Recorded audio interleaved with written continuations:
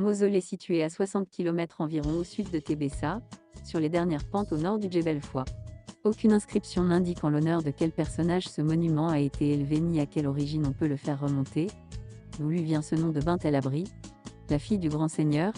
Voici ce que dit à ce sujet la tradition locale. Cette portion du pays était autrefois sous la domination d'un grand seigneur appelé Orès, lequel était marié à une femme connue sous le nom de Kanchla.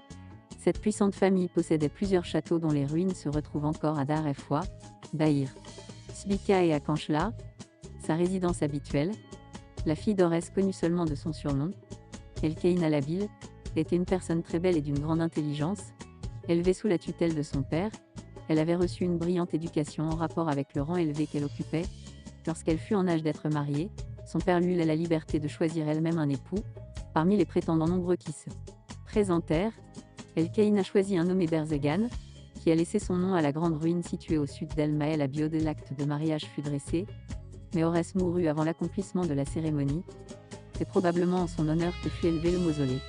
Orès eut pour successeur un des prétendants que sa fille avait repoussé et qui, humilié de cet échec, conçut le projet de se venger.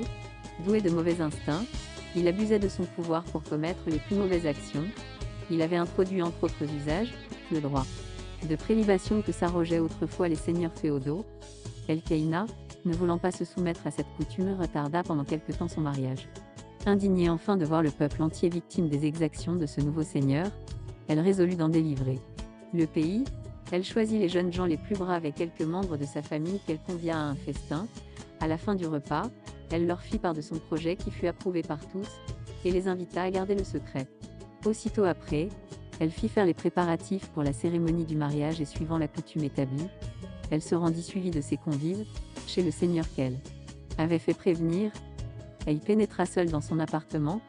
Elle chercha d'abord à le ramener à de meilleurs sentiments, puis voyant ses efforts inutiles, elle lui plongea un poignard dans le cœur. Louée publiquement pour son courage et l'habileté qu'elle avait déployée, elle reçut à ce sujet le surnom qui lui resta. Elkeïna était à Kanchla avec sa mère. Lorsque l'insurrection les surprit, elles quittèrent l'Orès et allèrent s'établir d'abord à Bahir Sbika, puis à Foua et enfin à Bir El Ater, désignée depuis de Bir Elkeïna. Cette tradition remet en mémoire la période des Vandales. Elle tendrait à faire remonter la construction du mausolée au commencement du 5e siècle, peu de temps avant que les morts de l'Orès se sont déclarés indépendants.